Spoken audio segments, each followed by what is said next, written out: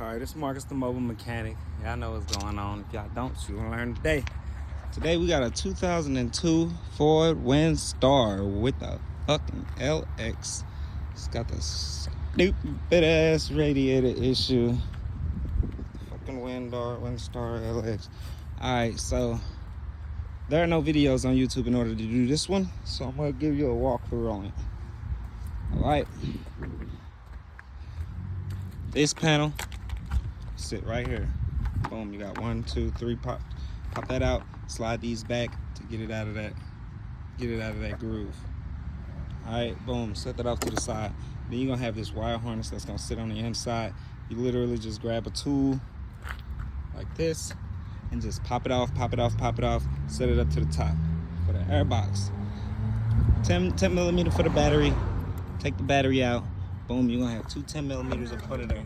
Ask me for everything. You're gonna have two 10 millimeters up under there. Then you got, no, I'm good, bro. Keep pushing. Appreciate it. Then you got the electrical connector for the mass airflow sensor. It's gonna be right here. It's gonna be sitting right here. Right. Your airbox is gonna sit right here. 8 millimeter or flathead screwdriver right there to separate those. Take those out. This is held into the battery box by a grommet. You'll have to just wiggle and jiggle and pop it out. And then there's only 2 bolts holding down that battery box. It's also an electrical module attached to the battery box, which looks like this. And it's held in with 2 8 millimeter bolts. And then you have, and then that will come out. You'll just wiggle and jiggle it. You'll have 2 more pop screws right here. Look like this. You'll use the tool to pop those out, and then your airbox will be out. After you get the airbox out, you'll be able to see everything down up in there. And I'm just gonna bring you to the radiator to show you what all you'll have to do after you get the fan out. So when it sits inside of the compartment, the radiator will sit like this. Boom, it'll sit like this. The fan will be in front of it. You got 1 bolt here, 1 bolt there. Now, this line is gonna be in the way of this fan. So when you take those 2 bolts out, slide it to the driver's side, and then you should be able to wiggle it up out of there. This bar, this is gonna be in the way, but this plastic shroud, this plastic, it flexes. Mine broke. It didn't break the radiator. I mean the fan. So we're good to go. Next, you'll have the battery out, you'll have the fan out, you'll have the airbox out, you'll have the battery box out. You'll be able to see the actual radiator. Now, when you get to the actual radiator, it's gonna sit in there like this. You're gonna have a hose clamp at the top. It's gonna be a Phillips or 8 millimeter. Take that off. Then this whole side will be ready to go. You'll have a 10 millimeter sitting up top on both sides. On both sides, coming through these holes right here, and they look like this. All right, after you get those out, you'll be able to maneuver your radiator. Now, they got these holes at the bottom. Mine was not connected. Yours may be. If so, it'll be an 8 millimeter, right? So hose clamp for these, I used the adjustable wrench, righty tighty lefty loosey, so push them down. This one is a lot easier than this one. These 2 had hose clamps on them that I had to access from right here at the bottom. And if you go up, boom, they're right there. If you hit them at an angle, you'll be able to get both of them with the Phillips. You're gonna lose transmission fluid. You're gonna lose Freon. Now, my client, he advised me before I even got started. Somebody else had cleared out his Freon. He had 0 Freon. Freon is illegal to let into the atmosphere. So if you are doing this, you need to get a vacuum. If not, you need to stop by Valvoline or Jiffy Lube or somewhere like that and have them vacuum your system empty in order to do this. If not, it's very dangerous because it is it's a pollutant. So after you your mass airflow sensor connector, boom. Then your fans have 2 connectors on it. This fan on the passenger side, you'll push a button through that hole and then you'll be able to release it. This one, you'll lift this clip up and then you'll be able to release it. 2 8mm, wiggle it out, shift it that way and pull it out.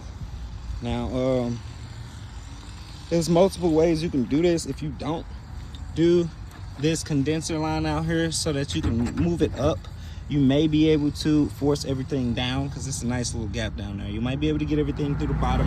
If you want to run that route, you're gonna have to move that compressor sensor, and it's an 8mm bolt that is located. All right, now it'll be right there. Okay. What else? What else we got? And then, in order to get this radiator out for me, I had to disconnect the condenser line. Then I was able to shimmy this side up. And then on this side, I had to jack the engine up just a little bit and take this engine mount out right here. Boom, it's 18mm. It didn't give me any leeway because I'm jacking it up and the whole fucking car's lifting up anyway. So that may or may not help, but this is my main issue. This, getting it past this hard line, because it doesn't really budge. It was the problem. So I grabbed the pry bar, stuffed it in there, and just kept wiggling, jiggling, and trying to shift it over this way in order to get it out. So now I'm at the point where I'm ready to pull it out. So let's see how it goes. Transmission fluid goes through those lines. Make sure you get coolant, transmission fluid, and Freon to fill your systems back up. And let's see. So it's really a hassle because everything is just so close, but I should be able to go ahead and pull this up right now. Let me see if I can position this. And it's still gonna be a hassle, I just know it, but I didn't see any videos, so I figured something is better than nothing. I kind of went in blind, and I hope that y'all won't have to do the same. So if this video helped, like and subscribe. Feel free to comment if I missed anything, but I got her out. So I'm gonna give you a rundown one more time, everything that I had to take out and disconnect. I had to take out this shroud in order to get to the top bolts on the radiator. I had to take out the battery in order to get to the two bolts on two 10mm bolts in the battery box. This just pops off after you disconnect this right here.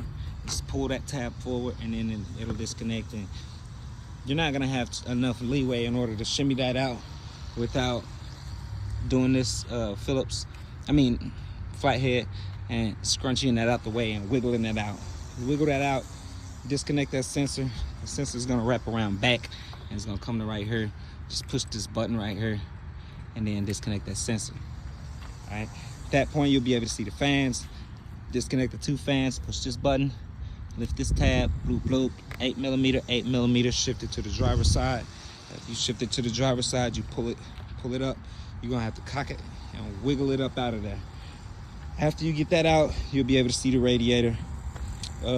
Before you actually get that fan out, you'll have to do this top hose on this radiator. It's gonna be a flathead. And then over here, I use the adjustable wrench, Phillips.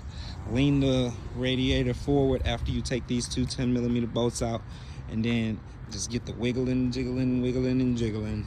Go down bottom. You gotta take this 13mm bolt out, and it looks like this. So you will need a deep. If it's stripped, go ahead and put a hex on it and take it out. Once again, that has Freon in it. It is a pollutant. If you have vacuum, you are blessed. If not, then have it vacuumed down before you do this process. Once again, mine was already vacuumed down before I did this process. If you don't believe me, I'm gonna zoom in on it so you can see there's no green shit all over the place. There's no mess. There was no Freon in there. So once again, if this helped, like and subscribe. If it didn't, comment why, minus the fact that I didn't show the process, because once again, I went in blind. I don't like making videos where I go in blind and I'm all, maybe this, maybe that, and I'm showing you things that you don't need. I like to make it short, quick, show you everything that you need to know, and that's it. So once again, like and subscribe. This job took me about 2 hours. Hopefully it'll be a little shorter for you. Oh, another thing that I did, and you should also do, take this cap off. I didn't, busted it up. I'm gonna put it back together, it's gonna be okay. But take this hose out, set it off to the side. Here it is right here, because it is plastic. It will break if you hit it too much. Take your dipstick out. My client already broke theirs. But if you end up breaking yours, the way that you can put it back together, or at least get it out in order to get a new one, is to put a screw in the top of it, like my client had his. Put a screw in the top of it, then you'll be able to use that screw head as their handle. So take that out, take that out, take that out. 10mm bolt, 8mm bolt for the oil dipstick. They gave it a little leeway in order to move a little bit more. And that's pretty much it, really. That's pretty much it. Don't forget to like and subscribe. 2002 Windstar, Ford Windstar LX.